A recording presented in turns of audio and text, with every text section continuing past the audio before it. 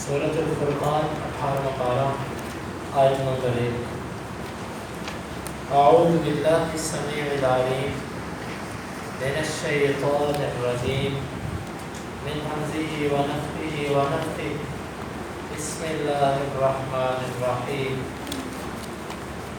تبارک الذی نزل الفرقان على عبده لیکون للعالمین نذیرا الذي له ملك السماوات والأرض ولم يتخذ ولدا ولم يكن له شريك في الملك وخلق كل شيء فقدره تقديرا واتخذوا من دونه آلهة لا يخلقون شيئا وهم يخلقون ولا يملكون لأنفسهم ضرا ولا نفعا ولا يملكون موتا ولا حياة ولا نشورا وقال الذين كفروا إن هذا إلا إفك افتراه وأعانه عليه قوم آخرون فقد جاءوا ظلما وزورا وقالوا أساطير الأولين اكتتبها فهي تملى عليه بكرة وأصيلا قل أنزله الذي يعلم السر في السماوات والأرض إنه كان غفورا رحيما۔ تبارک بہت ببرکت ہے، الذی وہ ذات نزل جس نے نازل کیا الفرقان حق اور باطل میں فرق کرنے والی چیز کو، علی پر عبدہ اپنے بندے، لیکون تاکہ وہ بندہ ہو جائے یا وہ فرقان ہو جائے، للعالمین جہان والوں کے لیے نذیرا ڈرانے والا۔ الذی اللہ تعالیٰ وہ ذات ہے، لہو اسی کے لیے ہے ملک و بادشاہی، السماوات آسمانوں کی، والارض اور زمین، ولم یتخذ اور اس نے نہیں بنایا، ولدا کسی اولاد کسی قسم کی اولاد، ولم یکن اور نہیں ہے، لہو اس کے لیے شریک کسی قسم کا شریک، فی الملک کی بادشاہ، وخلق اور اس نے پیدا کیا، کل شیء ہر چیز کو، فقدرہ بس اس نے اس کا اندازہ لگایا، تقدیرہ اندازہ لگانا،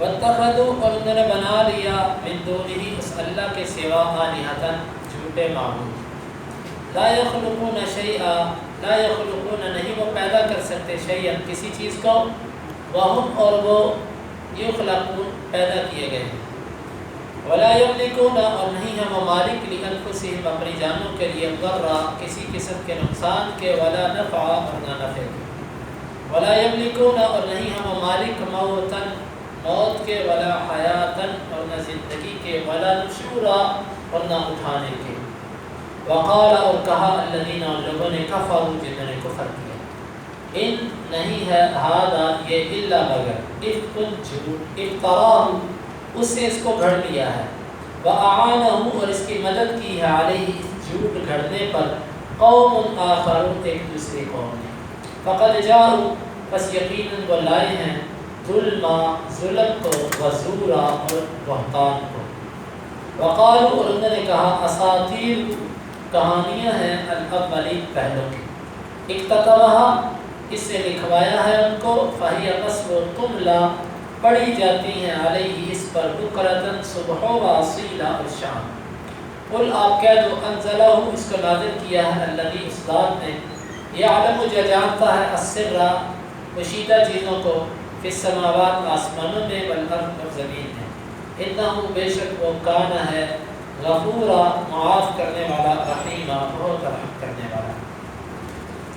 تبارک الذی نزل الفرقان علی عبدہ بہت ببرکت ہے وہ ذات جس نے نازل کیا حق اور باطل میں فرق کرنے والی چیز کو اپنے بندے پر، لیکون للعالمین نذیرا تاکہ وہ جہان والوں کو ڈرانے والا بن جائے۔ الذی لہ ملک السماوات والارض اللہ وہ ذات ہے کہ زمین و آسمان کی بادشاہی اسی کے لیے، ولم یتخذ ولدا ولم یکن لہ شریک فی الملک نہ اس نے کسی کو اولاد بنایا اور نہ کوئی اس کا بادشاہت میں شریک ہے، وخلق کل شیء فقدرہ تقدیرا اس سے ہر چیز کو پیدا کیا اور اس نے اس کا اندازہ لگایا، واتخذوا من دونہ آلہۃ لا یخلقون شیئا انہوں نے اس اللہ کے سوا کچھ معبود بنا لیے، وہ کسی چیز کو پیدا نہیں کر سکتے، وہم یخلقون وہ تو خود پیدا کیے گئے ہیں، ولا یملکون لانفسهم ضرا ولا نفعا، اور وہ اپنے لیے کسی قسم کے نفع اور نقصان کے بھی مالک نہیں. ولا یملکون موتا ولا حیاتا ولا نشورا، اور نہ وہ زندگی کے، نہ وہ موت کے، اور نہ وہ اٹھائے جانے کے مالک ہیں. وقال الذين كفروا ان هذا الا افك افتراه واعانه عليه قوم اخرون، اور کافروں نے کہا نہیں ہے یہ کتاب مگر جھوٹ، گڑھ دیا ہے اس نے اور اس کی مدد کی ہے ایک دوسری قوم نے. فقد جاءوا ظلما مزورا، یقیناً وہ لائے ہیں ظلم اور بہت بڑا بہتان. وقالوا اساطیر الاولین اکتتبها، اور انہوں نے کہا کہ یہ پہلے لوگوں کی کہانیاں ہیں، اس نے ان کو لکھوایا ہے. فَهِيَ تُمْلَى عَلَيْهِ بُكْرَةً وَأَصِيلًا، یہ صبح اور شام اس پر پڑھی جاتی ہیں. قُلْ أَنزَلَهُ الَّذِي يَعْلَمُ السِّرَّ فِي السَّمَاوَاتِ وَالْأَرْضِ، آپ ان سے کہہ دو اس کو نازل کیا اس نے جو جانتا ہے زمین و آسمان کی چھپی ہوئی چیزوں کو. إِنَّهُ كَانَ غَفُورًا رَحِيمًا، بے شک وہ معاف کرنے والا، رحم کرنے والا. تبارک، بہت بابرکت، اس کا معنی ہے بہت بابرکت ہے بھی اور برکت دینے والا بھی. اللہ رب العالمین کی ذات خود بھی بابرکت ہے اور دوسروں کو برکات سے نوازنے والی ذات بھی اللہ رب العالمین کی. عام طور پر اس کا معنی کیا جاتا ہے بابرکت ہے، لیکن یہ معنی درست نہیں ہے. یہ باب تفاعل ہے اور اس کے اندر کثرت کا معنی پایا جاتا ہے، مبالغے کا معنی پایا جاتا ہے. بہت بابرکت ہے وہ ذات کے جس نے نازل کیا. نزلہ اور انزلہ اس میں فرق ہے. نزلہ کہتے ہیں کہ کسی چیز کو تھوڑا تھوڑا کر کے آہستہ آہستہ نازل کرنا. پہلی کتابیں ایک ہی دفعہ اتاری گئی. قرآن مجید جو تھا یہ تھوڑا تھوڑا کر کے اتارا گیا.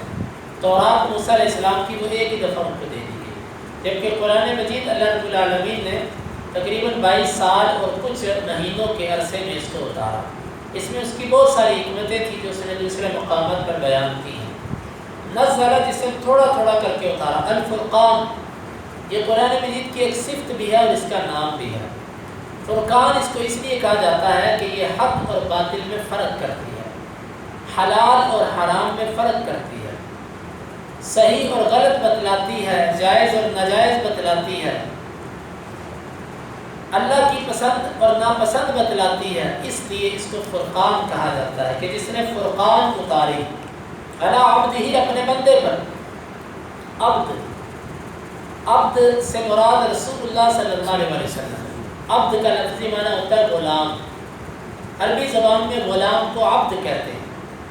قرآن میں بھی یہ لفظ غلام کے معنی میں استعمال ہوا.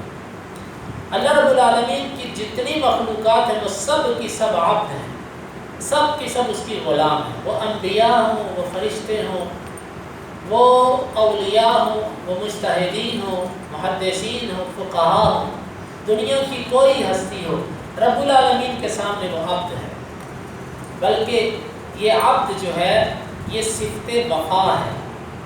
جس طرح کہ کوئی بندہ اپنے کسی خادم کا تعارف کرواتے ہوئے یہ کہتا ہے کہ یہ میرا باوفا خادم ہے، تو یہ لفظ عبد جو ہے یہ کمال کی صفت ہوتی ہے. آپ پورے قرآن پر غور کریں، جہاں پر اللہ رب العالمین نے نبی صلی اللہ علیہ وسلم کے کسی اونچے مقام کا ذکر کیا، وہاں پر آپ کی صفت عبد کو ذکر کیا.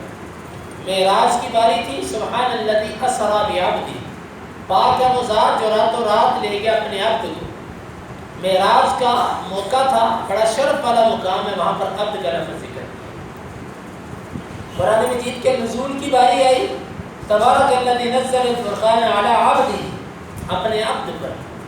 اور دعوت و تبلیغ کی باری آئی تو وہاں پر بھی انہ لما قام عبد اللہ، جب اللہ کا بندہ غلام کھڑا ہوتا ہے، یعنی کہ ہر شرف والے مقام پر رب العالمین نے نبی صلی اللہ علیہ وسلم کی صفت عبودیت کا ذکر کیا، غلامی والی صفت کا ذکر کیا، جس میں واضح اشارہ اس بات کی طرف ہے کہ انبیاء برگزیدہ ہستیاں ہیں، لیکن وہ سب کی سب رب العالمین کے محتاج ہیں اور رب العالمین سے مانگنے والی ہیں اور اس کے غلام ہیں.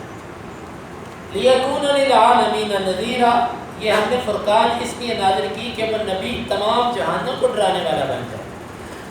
پہلے تمام نبی اپنی قوموں کی طرف آتے ہیں، لیکن ہمارے نبی صلی اللہ علیہ وسلم جو تھے یہ ساری کائنات کے لیے نبی بنا کر بھیجے گئے۔ نذیر اس خبر کو کہتے ہیں کہ جس میں ڈراوا ہو۔ یہاں پر ڈرانے والی بات کا صرف ذکر اس لیے کیا کہ یہاں پر آگے کافروں کا ذکر آ رہا ہے، تو کافروں کو ڈرایا جاتا ہے، مومنوں کو خوشخبریاں دی جاتی ہیں۔ یہاں پر صرف نذیر کا ذکر کیا کیونکہ آگے کافروں کا ذکر ہے۔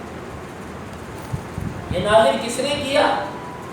اب اللہ تعالیٰ کا تعارف، یہ اللہ وہ ذات ہے کہ زمین و آسمان کی بادشاہی اس کے لیے، اور اس نے کسی قسم کی اولاد نہیں بنائی اور نہ اس کا کوئی شریک ہے بادشاہت میں۔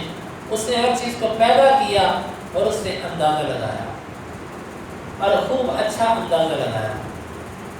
گویا کہ اس آیت میں اللہ رب العالمین نے ایک اعتراض کا جواب دیا۔ وہ اعتراض یہ تھا کہ اللہ تعالیٰ نے یہ کتاب اس نبی پر کیوں اتاری؟ اللہ تعالیٰ نے فرمایا کہ وہ بادشاہ ہے، زمین و آسمان کا بادشاہ، جس پر وہ چاہے اتارے کتاب، کوئی اس کے فیصلے کو چیلنج نہیں کر سکتا۔ اور نبی بنانے کا مقصد یہ نہیں ہوتا کہ اللہ تعالیٰ اس کے سامنے عاجز ہے۔ اللہ نے نہ کسی کو اولاد بنایا، نہ اس کا کوئی شریک ہے، ہر چیز کو اس نے پیدا کیا اور پھر اس کا اندازہ لگایا۔ اندازہ لگانے کا مطلب ہے کہ اس نے اس چیز کو مرتب کیا، بڑے طریقے سے بنایا۔ ہمارا ناک، ہماری آنکھیں، ہمارے کان، ہماری زبان، ہمارے ہاتھ، ہمارے پاؤں، یہ کیسے کیسے ہونے چاہیے تھے، یہ سارے اندازے کس کے ہیں؟ یہ رب العالمین کے اندازے۔ یہ مطلب ہے، کمال یہ ہے کہ اس نے اندازے بھی خود لگائے۔ وَاتَّخَذُوا مِن دُونِهِ آلِهَةً لَا يَخْلُقُونَ شَيْئًا۔ یہ تیسری آیت، اور اس میں معبود کی صفات ذکر کی گئی کہ معبود وہ ہوتا ہے کہ جو کسی چیز کو پیدا کرنے والا ہو۔ اللہ تعالیٰ فرماتے ہیں کہ انہوں نے ایسے معبود بنائے ہیں کہ وہ کسی چیز کو پیدا نہیں کر سکتے۔ اس سے ہمیں ایک قاعدہ معلوم ہوا کہ اگر کوئی بندہ کسی کی عبادت کرنا چاہتا ہے تو پہلے وہ دیکھے کہ جس کی میں عبادت کرنا چاہتا ہوں وہ خالق ہے کہ نہیں۔ اگر تو وہ خالق ہے تو اس کی عبادت کرو، اگر وہ خالق نہیں تو پھر اس کی عبادت بھی نہیں ہو سکتی۔ قبروں والے، یہ بت اور یہ فوت شدہ لوگ اور یہ جتنے زندہ لوگ ہیں، ان میں کوئی ایک بھی ایسا نہیں کہ جو مکھی تو کیا مکھی کا پر بھی بنا سکے۔ یہ رب العالمین نے قرآن مجید میں بیان فرمایا کہ جب کسی کے اندر اتنی طاقت نہیں کہ وہ کسی چیز کو پیدا کر سکے، اس کی تخلیق کر سکے، اس کو بنا سکے، تو پھر اس بندے کے لیے یہ لائق نہیں ہے کہ وہ اپنے آپ کو معبود کے حلوائے اس کی عبادت کرے۔ معبود وہ ہوتا ہے کہ جو خالق ہو، وَهُمْ يُخْلَقُونَ۔ دوسری بات، مخلوق، خالق وہ ہوتا ہے جو پیدا نہ ہوا۔ یہ جتنی مخلوق ہے یہ تو سب کی سب خود پیدا ہے۔ اگر عبادت کرنی ہے تو اس کی کرو کہ جو پیدا نہیں ہوا، جو خود پیدا ہوا اس کی کیا عبادت کرتے ہیں۔ جتنے بھی اولیاء، جتنے بھی نیک لوگ ہیں، یہ ایک وقت تھا ان کا نام و نشان نہیں تھا، اللہ تعالیٰ نے ان کو پیدا کیا، پھر یہ دنیا پر آئے، پھر وہ فوت ہو گئے، دنیا سے چلے گئے۔ یہ کیسے معبود ہو سکتے ہیں؟ اللہ تعالیٰ فرماتے ہیں وَلَا يَمْلِكُونَ لِأَنفُسِهِمْ ضَرًّا وَلَا نَفْعًا، اور یہ تو اپنے لیے نفع نقصان کے بھی مالک نہیں۔ کسی کو نفع نقصان پہنچانا تو دور کی بات ہے، اپنے لیے نفع لے نہیں سکتے اور اپنے سے ضرر کو دور کر نہیں سکتے۔ کوئی جتنا مرضی بزرگی کو پہنچ جائے وہ موت سے نہیں بچ سکتا۔ اللہ تعالیٰ نے نبی صلی اللہ علیہ وسلم کو فرمایا اِنَّكَ مَيِّتٌ فَإِنَّهُم مَيِّتُونَ۔ نبی صلی اللہ علیہ وسلم آپ بھی فوت ہونے والے ہیں اور یہ بھی فوت ہونے والے ہیں۔ کوئی جتنے مرضی ان سے مقام کو پہنچ جائے وہ اپنے سے موت کو ٹال نہیں سکتا، اپنے سے بیماریوں کو دور نہیں کر سکتا۔ سب سے عظیم ہستی ہے نبی صلی اللہ علیہ وسلم، اور آخری وقت میں تکلیف اتنی زیادہ ہے کہ بیماری کی وجہ سے آپ پانی کے اندر اپنا ہاتھ ڈالتے ہیں اور اس ہاتھ کو اپنے چہرے پر پھیرتے ہیں۔ گرمی کی، بخار کی حدت اور شدت اس قدر زیادہ ہے۔ لا يملكون لانفسهم ضرا ولا نفعا، یہ برگزیدہ ہستیاں ہیں جو اپنے سے ضرر کو دور نہیں کر سکتی۔ تو پھر کوئی عامی بندہ وہ کیسے یہ دعویٰ کر سکتا ہے کہ میں نفع نقصان کا مالک ہوں؟ ولا يملكون موتا ولا حیاتا ولا نشورا، نہ یہ موت کے مالک کہ اپنی موت ٹال سکیں ورنہ کسی کو موت دے سکیں، ولا حیاتا، نہ زندگی کے مالک کہ کسی مرے ہوئے کو زندگی دے سکیں، ولا نشورا، اور نہ کسی مرے ہوئے کو زندہ کرنے پر یہ لوگ کھاتے ہیں۔ آپ اندازہ کیجئے کہ اللہ مالک الملک نے، رب العالمین نے کس طریقے سے اپنی توحید کو بیان کیا کہ جس بندے کے اندر یہ صفات نہیں وہ رب کیسے ہو سکتا ہے۔ یہ بات اگر ہمیں سمجھ آ جائے، وہ بزرگ کہ جب فوت ہوتا ہے تو ہم اس کے کپڑے اتارتے ہیں، اس کو غسل دیتے ہیں، اس کو کفن پہناتے ہیں، اس کو ننگا کر دیتے ہیں، پھر اس کو چارپائی پر لٹاتے ہیں، پھر اس کو قبر میں لے جاتے ہیں، قبر میں دفنا کے اس پر پٹی ڈال دیتے ہیں۔ یہ سارے کام ہم نے کیے۔ قبر میں دفنانے کے بعد وہ مشکل کشا کیسے بنا جو اپنی مشکل خود حل نہ کر سکا، وہاں پر ہم نے اس کے ساتھ ہاتھ بٹایا، اس کی مشکل ہم نے آسان کی، تو وہ پھر مشکل کشا قبر میں جا کے کیسے بنا۔ بس یہ بات سمجھنا ہے کہ مشرک خود سوچے ایک چیز اپنے ہاتھ سے بناتا ہے، اپنے ہاتھ سے اس کو تصویر بناتا ہے، اس کی مورتی بناتا ہے، پھر اس کو پوچھتا ہے، پھر اس کو پکارتا ہے۔ بس یہ ہدایت اللہ رب العالمین کی طرف سے۔ وقال الذين كفروا ان هذا الا افك افتراه واعانه عليه قوم اخر۔ پہلی 3 آیتوں میں اللہ تعالیٰ کی توحید اور آخری آیتوں میں نبی صلی اللہ علیہ وسلم کی رسالت۔ مشرکین جب قرآن مجید کا جواب نہ دے سکے، اللہ تعالیٰ نے فرمایا جیسا قرآن لے آؤ، نہ لا سکے، 10 صورتیں لے آؤ، نہ لا سکے، 1 صورت لے آؤ، نہ لا سکے۔ انہوں نے کہا کہ اصل بات یہ ہے کہ اس نبی نے نا یہ قرآن اپنی طرف سے گھڑا، حالانکہ ان کو خوب پتا تھا کہ ایسا نہیں ہے۔ اتنا فصاحت والا، اتنا بلاغت والا کلام ایک وہ بندہ کیسے لا سکتا ہے کہ جو پڑھا لکھا بھی نہیں۔ اور پھر ان پر یہ اعتراض ہوا کہ اس کو تو لکھنا بھی نہیں آتا، اس کو تو پڑھنا بھی نہیں آتا، تو اس کو کیسے یاد ہو گیا یہ سب کچھ۔ کہنے لگے وَأَعَانَهُ عَلَيْهِ قَوْمٌ آخَرُ، اس کے ساتھ کچھ اور لوگ ملے ہوئے ہیں تو یہ مل کے اس کتاب کو لکھتے ہیں۔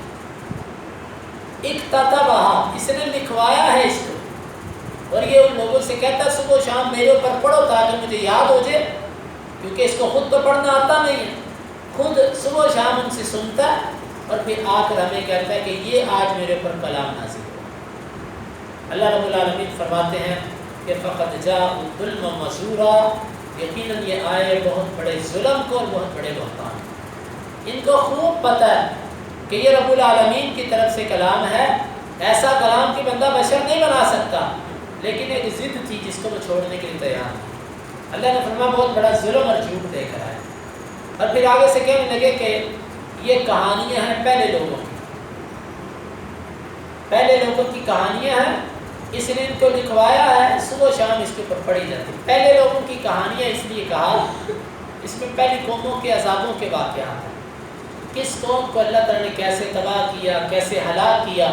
کہنے لگے یہ تو کہانیاں ہیں، یہ اللہ کی کلام کہاں سے ہو گئی؟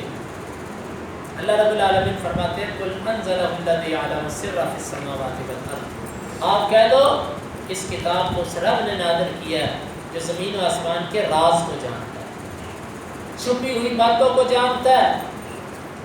اللہ تعالیٰ کو سارا پتہ ہے کہ تمہارے دلوں میں کیا ہے۔ اس کتاب کو کس نے نازل کیا، اور اس نبی نے کسی سے نہیں لکھوایا، کسی سے تعاون نہیں لیا، اللہ تعالیٰ ساری چھپی ہوئی چیزوں کو جانتا ہے۔ إِنَّهُ كَانَ غَفُورًا رَحِيمًا۔ پھر آگے ایک اشکال تھا، اگر وہ ساری چیزوں کو جانتا ہے تو کافروں کو ان کے کفر پر سزا کیوں نہیں دیتا؟ فرمایا وہ سزا اس لیے نہیں دیتا إِنَّهُ كَانَ غَفُورًا رَحِيمًا، وہ غفور بھی ہے، رحیم بھی ہے، معاف بھی کرتا ہے، رحم بھی کرتا ہے، موقع دیتا ہے، وقت دیتا ہے۔ حسن بصری کی طرف ایک قول منسوب ہے، ابن کثیر رحمہ اللہ نے اس موقع پر اس قول کا ذکر کیا، کہتا رب العالمین کے رحم کو دیکھو، رب العالمین کی شفقت کو دیکھو کہ کافر لوگ اس کے اولیاء کو قتل کرتے ہیں، اس کے اولیاء کی تکذیب کرتے ہیں، اس کے اولیاء کو جھٹلاتے ہیں، لیکن اس کے باوجود وہ ان کو معاف کرتے ہیں۔ یہ سوچنے والی بات ہے، بڑی گہری بات کہی ہے کہ رب العالمین کے رحم کو دیکھو کہ کافر اس کے اولیاء یعنی مسلمانوں کو قتل بھی کرتے ہیں، جنگوں میں مارتے بھی ہیں، گالیاں بھی دیتے ہیں، برا بھلا بھی کہتے ہیں، لوٹتے بھی ہیں، پھر جب اس سے توبہ کرتے ہیں، مسلمان ہونا چاہتے ہیں تو ان کو معاف کرتے ہیں۔ رب العالمین کا رحم ہے جس کا رب العالمین نے یہاں پر سکھا. آگے انہوں نے انبیاء کی رسالت پر کچھ اشکالات اٹھائے کہ رسول ایسا ہونا چاہیے، ایسا ہونا چاہیے. کون کون سے اشکالات انہوں نے اٹھائے، اور تقریباً ان کے اشکالات آج کے زمانے میں ملتے جلتے ہیں، قریب قریب ہیں. تو یہ انشاءاللہ العزیز ان ساری باتوں کا تذکرہ انشاءاللہ کل کے درس میں آئے گا. رب العالمین سے دعا ہے کہ وہ کتاب و سنت کو سمجھنے کی اور اس پر عمل کرنے کی توفیق عطا فرمائے. اللهم انفعنا بما علمتنا وعلمنا ما ينفعنا وزدنا علما وآخر دعوانا الحمد لله رب العالمين.